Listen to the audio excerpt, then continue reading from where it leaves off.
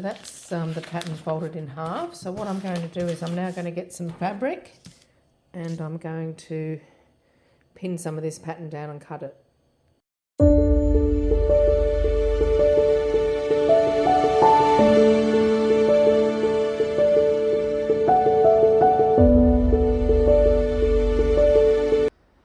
So this is my toil after several attempts, and I've opted to do it in different colours this time just so I can tell what's front and back. So I've just pinned it at this stage, and what I'm going to do is just try that on and see if it fits, and then I'll start making my final piece.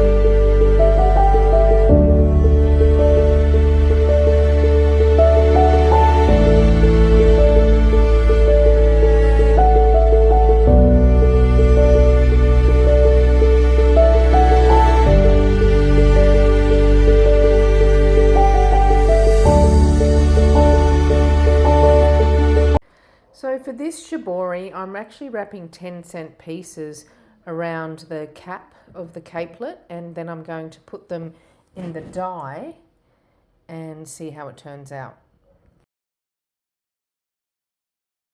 I've got my saucepan in the sink now. I have added dish liquid, salt and hot water, and now I am going to add my bits of shibori that I've folded here, pop it into the pot, give it a little stir, and I'm going to leave that for about an hour. I'll come back and have a look at it then.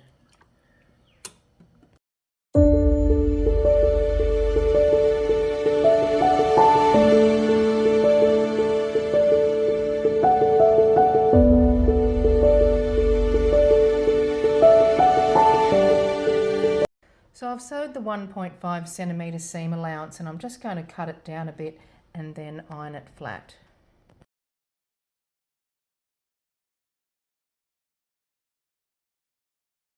Okay, I'm on a bit of a roll here, so now I am sewing the main part of the capelet at 1.5 centimetre hem, so forward and back stitch at the front, and then I'll go all the way around, turn it inside out and iron it.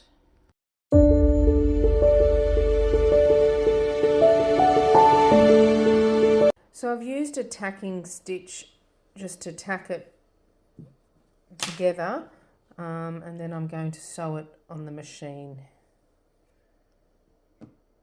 Okay, so looking at this now, it's not quite right around the neckline. So what I'm going to do is I'm going to adjust this so that it goes around, and I think I will have to unpick the beads and then tidy up that neckline, but I don't mind how that looks there, and then when it's got the gold trim on it, that should be really nice.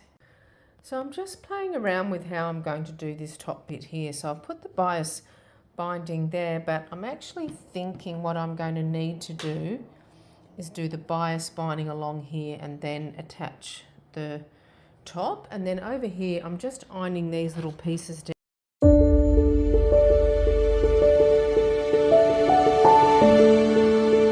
So now I'm going to straight stitch the second shibori cap. So I just tried to sew this little bit of the sleeve with the sewing machine, and it really didn't like it. I'm actually having a few problems with the machine. It's quite an old one there. So what I'm going to do is I'm going to have to unpick it all and sew it by hand.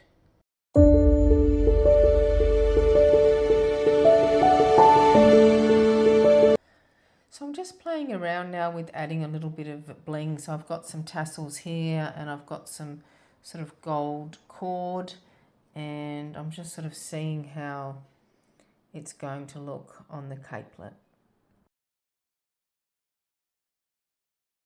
I'm sewing on the bias binding now around the neckline, and I'm just doing a very sort of tight-ish stitch quite close to the end here, just so that that looks nice and neat. So I've just pinned the braid just around the top here, and I'm just working out whether I want it to stop here or whether it goes right to the end of the shibori, which I think I'm going to do that because I think it just looks nicer.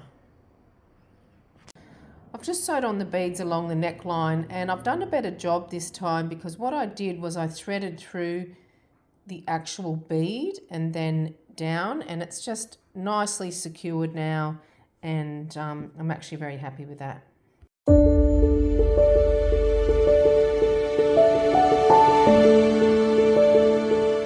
Yippee! Hooray! I have finished my capelet, and overall I'm actually really happy with it.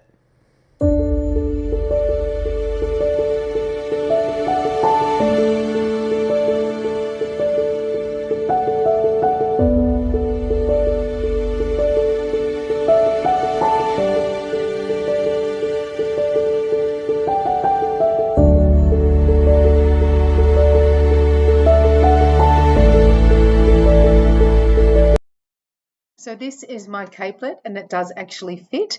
The focus area for the project was textiles and design apparel, and I decided to make a capelet that was inspired by Sass and Bide because it is my favourite piece out of their collection. So I started with the prototyping because I had a few concerns that I wasn't actually sure whether I knew how to make a pattern or whether I was going to be able to work it out. So I started with the toil, and I used some old Christmas paper, and I got the original garment and traced around it, just allowing for the 1.5 centimetre seam allowance. And then I jumped straight into the shibori tie dyeing because I also knew that that would take some time to dry. So I had a few trials and tribulations along the way which informed the process. And so I ended up taking, for example, I tried a natural red dye and that didn't work. And on researching why it didn't work, I think it's because I didn't use any salt in the mix, and so it didn't set. And then I bought some store-bought powdered dye, and that just simply washed straight out. And I think that was because it was just a cheap quality dye, or perhaps I didn't leave it soaking or drying long enough. And so then I came up with another solution, and that was to go to Spotlight and buy some RIP dye, and it worked perfectly. So I was really happy with the final result. And some points to note from the original idea was low cost and made of upcycled materials. However, once I was at Spotlight, I couldn't help myself, and I ended up buying some bling, which you'll see I've sewed on around the capelet here. And so due to the fact that I had limited planning time in general, I just had to innovate and roll with the punches as I was going, and I did the best I could with the knowledge that I have. What I would do differently next time is I would buy a pattern, I would learn to sew better, and I would ensure that I was in a classroom environment. I found it very challenging to learn this way as I'm a practical learner, and I'd also have to try and have more fun with the process as well. Did get a little bit stressful there at times. Some elements that were left out from the original design inspiration was the extra beading, because I simply felt like it just didn't need anything else. So it's got some beading around the neck, but I decided not to put anything around here because I really like the animal print. And I also didn't put the feathers on there because they were just sort of a bit too outrageous, and I didn't really like it in the end. So overall, I like the way that it looks aesthetically. I did enjoy actually making it, and I have realised that I wouldn't mind actually learning a little bit more about sewing. And I think if anything, I'd probably just add a few more centimetres around this front bit here so it falls better. And, all in all, I enjoyed the process. So thank you.